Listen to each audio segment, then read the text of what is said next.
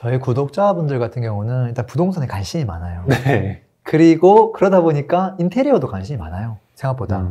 그리고 어떤 분들은 인테리어를 뭐 반셀프로 뭐 하시는 분들도 있고, 뭐 직영, 외주 뭐 다 하시는데, 혹시라도 이제 인테리어를 하다가 조금 망치게 되는 요인? 뭐 이런 것들 뭐 몇 가지 말씀해 줄 수 있을까요? 인테리어를 처음 경험하는 클라이언트, 네. 그러니까 내가 인테리어를 하는 사람이에요. 네. 그러니까 직업이 아니고 반셀프라든 내가 인테리어를 하는 사람인데 너무 하고 싶은 게 많아. 이것도 봤는데 이것도 예쁘고 저거 봤는데 저것도 예쁘고 보는데 다 예쁜 거야. 아, 그렇지. 그걸 공간에 짬뽕해 버리려고 해. 아, 그런 경우 엄청 많지 않아요? 엄청 많아요. 거의 뭐 10명 중에 한 9명 그거 할 것 같은데요? 맞아요. 대부분 그래요. 근데 또 이것저것 본 것만 해도 또 전문가라고 생각해. 아, 그렇지. 본 것 많지. 네. 근데 전문가 의견을 잘 안 따르려는 그 자세. 아, 그래서 집이 망가져요. 또 반대로 유능한 디자이너를 만나요. 네. 유능한 아주 잘하는 디자이너. 네. 만났는데 그 사람 색깔이 너무 세.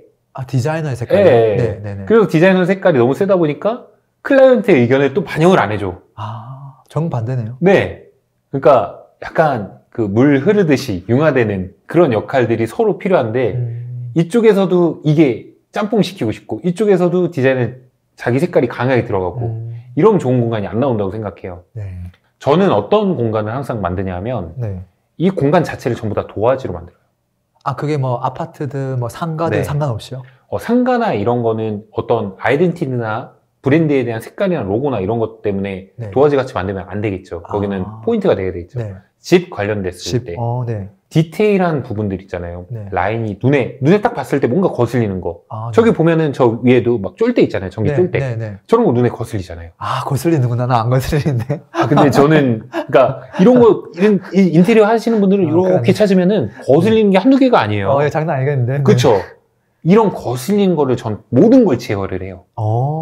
눈에 거슬린 모든 걸 제어를 하고 네. 공간을 도화지처럼 깔끔하게 만들어주면서 톤. 톤은 2가지 이상 쓰지 않아요.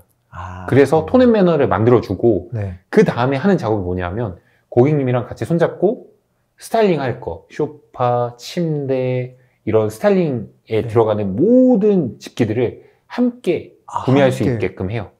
그래서 공간을 도화지처럼 만들어 놓고 제품으로 그 고객님의 취향에 맞는 아이덴티티를 쭉 넣어줘요. 저희는 이런 형식의 네. 공사를 되게 중요하게 생각을 해서 고객님과 어떤 콜라보가 되는, 네. 우리는 바탕을 그리고 고객님이 여기서 고객님의 취향에 맞는 컬러를 막 부여한다.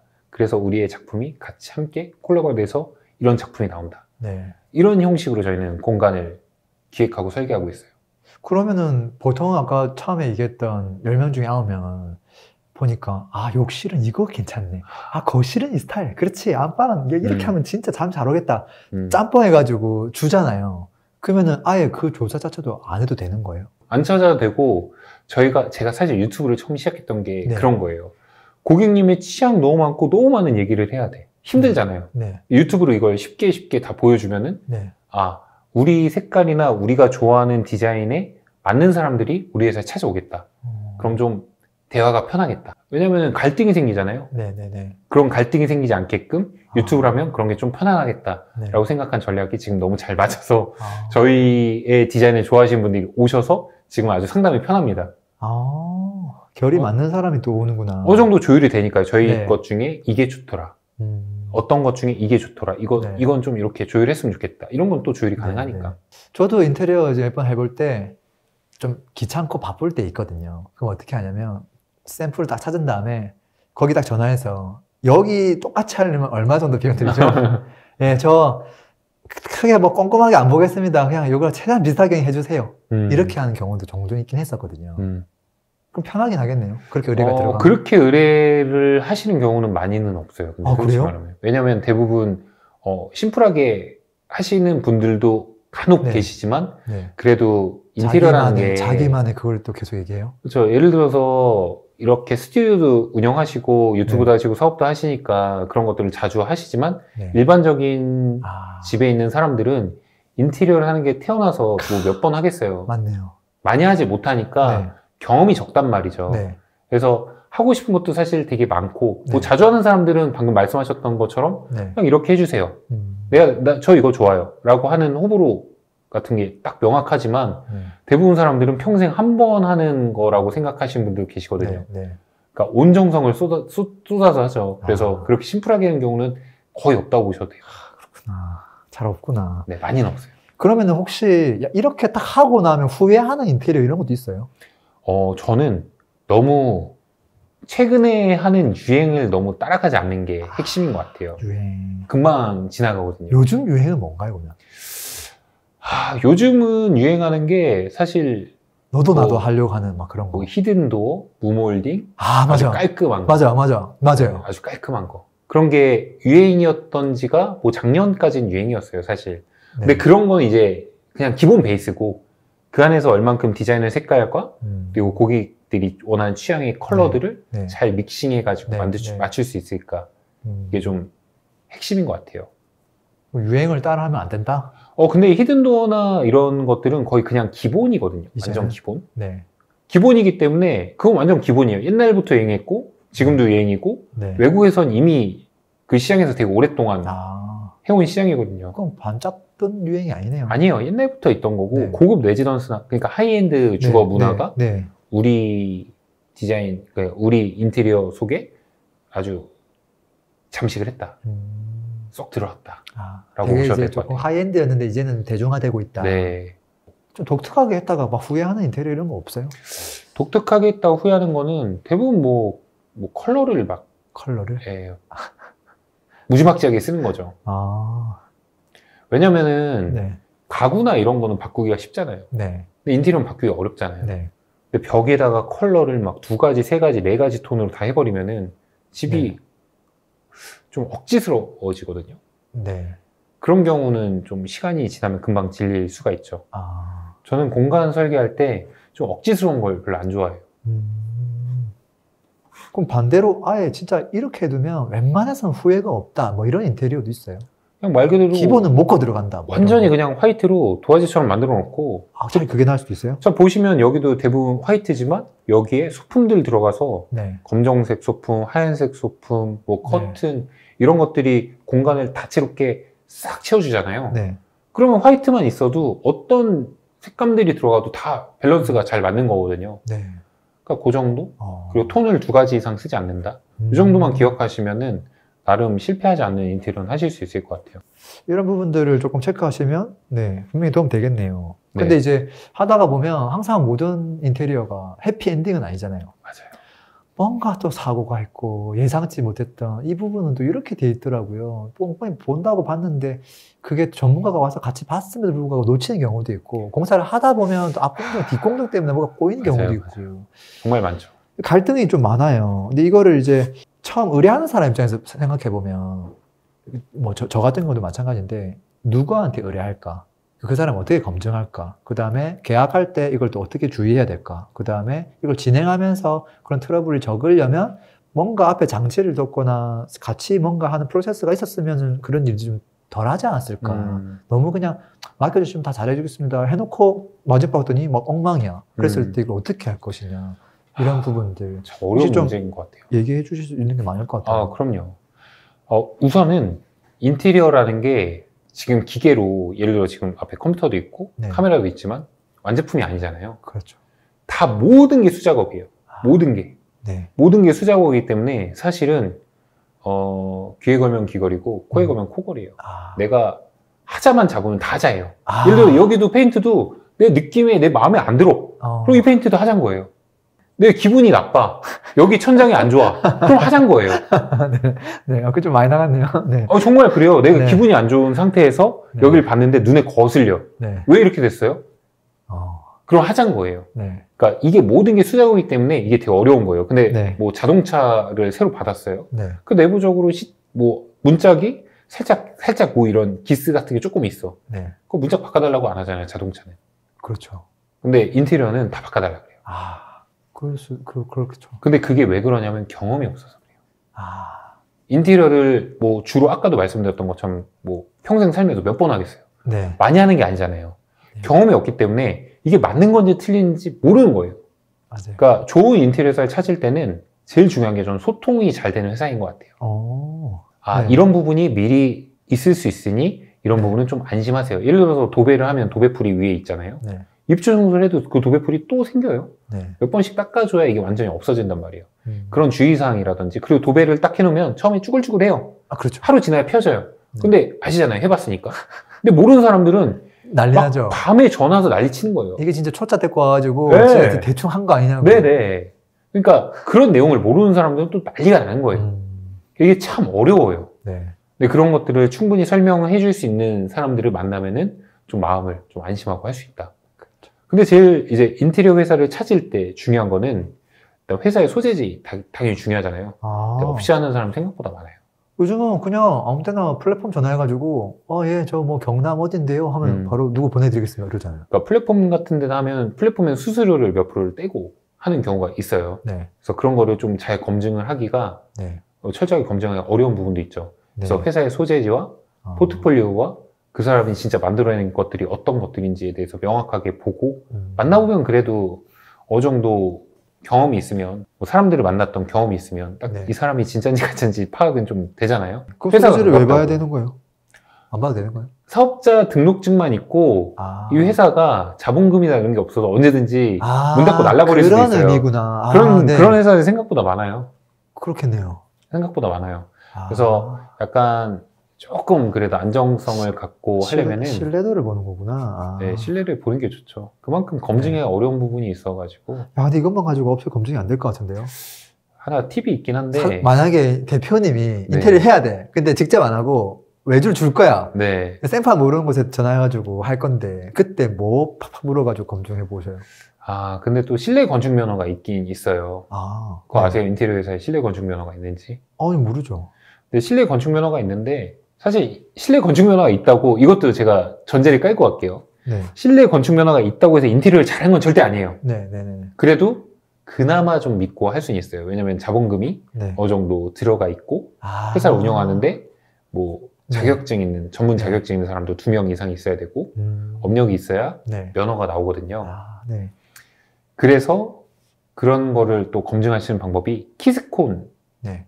데 네이버에 쳐서 네. 들어가면은 거기 검색 정보란에 회사명 치면은 면허 있는지 유무가 나와요. 네. 요즘은 되게 많이들 내시는데 없는 회사도 많죠. 어. 없으면은 이제 법령으로는 네. 1,500만 원 이상 공사는 못하게 되어 있고, 아. 만약에 그런 걸 어겼을 시 네. 뭐 벌금을 얼만큼 낸다 네, 네. 라는 조건들이 있죠. 아. 조금 그래도 네. 공신력을 갖고 보려면은 네. 면허 있는 데가 보기는 좋다. 물론 이게 면허가 있다고 해서 인테리어를 잘하는 건 절대 아닙니다. 그건 좀 참고해 주셨으면 좋겠어요. 네, 네. 야, 근데 업체 선정부터 저는 제일 어려울 것 같긴 해요. 정말 막 포트폴리오 봤더니 예뻐. 뭘 봐도 예뻐. 이 업체는 다르네. 근데 내가 생각한 것보다 엄청 비싸. 근데 그렇다고 그 업체에 다 할 수는 없잖아요. 그렇죠. 나의 눈높이와 가격, 그거를 또 막 조율하는 작업을 해야 될 텐데. 일단 견적을 좀 많이 받아보면 좀 나오지 않을까요? 견적을 한 견적? 5군데 정도? 근데 은근히 견적 보는 걸 못 하더라고요. 아, 그래요? 개인들이. 그러니까 많이 오시는데? 토탈은 볼 줄 아는데 네. 여기는 왜 4천만 원을 부르고 여기는 5천만 원을 불렀는지에 대해서 잘 이해를 못 하더라고요. 그 디테일한 것들을 모르니까. 상세 견적을 받아야 돼요. 상세 그러니까요. 견적. 네. 그것도 좀 얘기해 주시면 좋을 것 같아요. 상세 견적을 받는 방법은 내가 원하는 게 명확해야 돼요. 사실. 그쵸, 그쵸. 그러니까 예를 들어 화장실은 수전이 어떻고 타일은 어떻고 네. 이런 것들에 대한 명확한, 변기는 어떻고 명확한 게 있어야 되고요. 그리고 싱크대 같은 경우도 내가 사이즈를 몇 미터에 몇 미터를 갖고 싶다. 레이아웃은 어떻게 바꾸고 싶다. 그리고 바닥재는 뭐 마루가 아니라 원목마루를 쓰고 싶다. 네. 이런 명확한 것들이 명확한 견적이 나와요. 그렇죠. 근데 보시면은 기본 강마루랑 원목마루랑 가격 차이가 뭐 많게는 네. 5배 차이, 더 많게는 10배 차이가 나기도 해요. 네. 평당 그 정도면 얼마 차이가 날까요? 40평 기준으로 100배면, 엄청나죠. 10배면은 네, 엄청나죠. 네, 400만 원에 4천만 원 되는 거예요. 네. 근데 한 소재만 그렇게 되는 거예요. 그러면은 정정 고가 자재들을 전체 다 풀세팅 해놓을 땐 상상도 못한 가격이 나올 수도 있어요.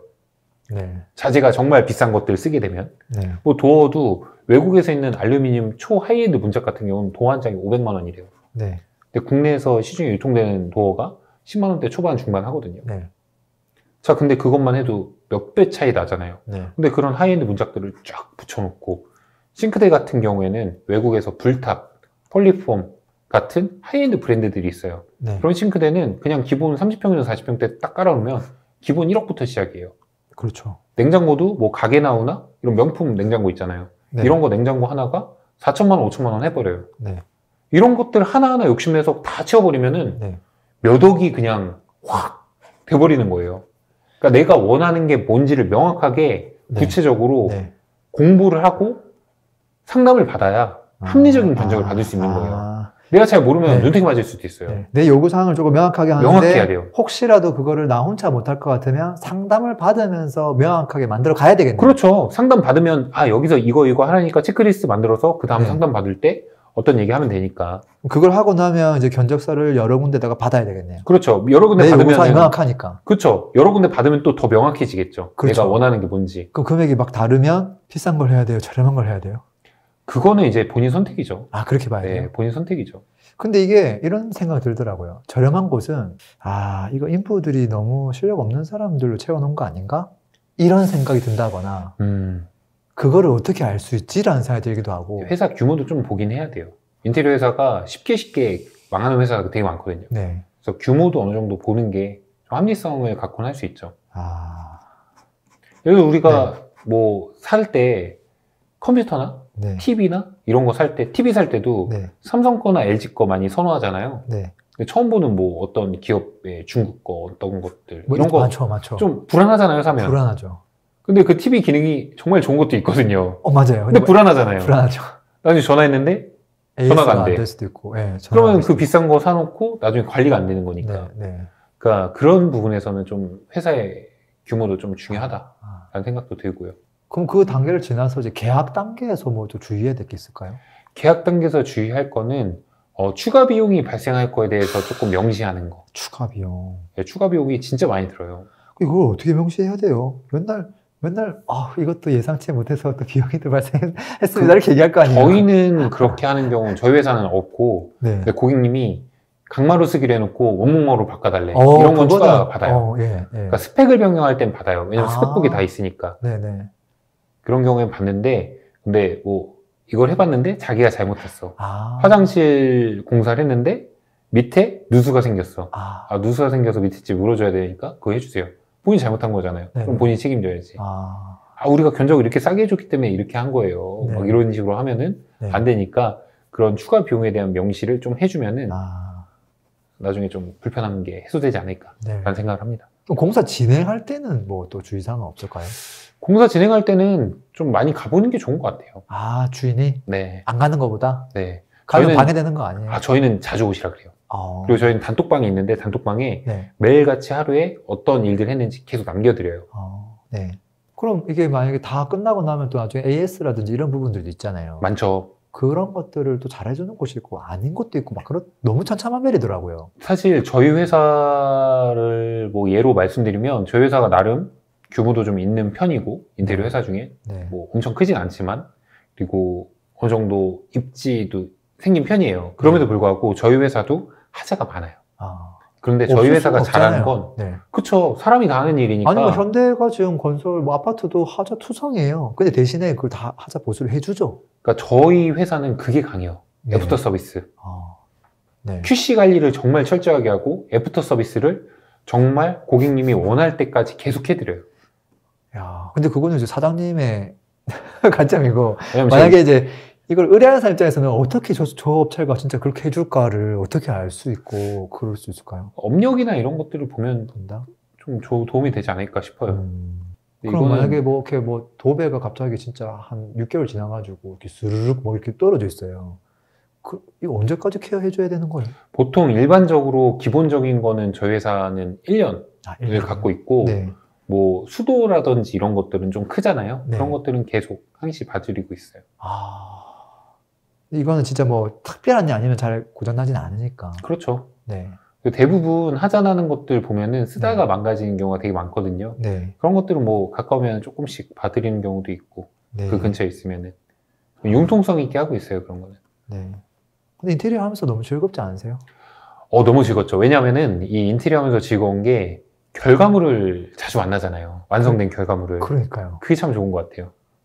이게 아까 얘기한 것처럼 누군가는 의뢰할 때 평생에 한 번 내지 두 번 인테리어만 의뢰하고 그 결과물을 보는데 각각 현장마다 야 이게 이렇게도 완성됐네 저게 또 저렇게 완성됐네 할 때마다 되게 또 기분이 남다르지 않을까 싶기는 해요. 어떤 분은 또 우시는 분도 계시거든요. 너무 감동하셔서. 그래요?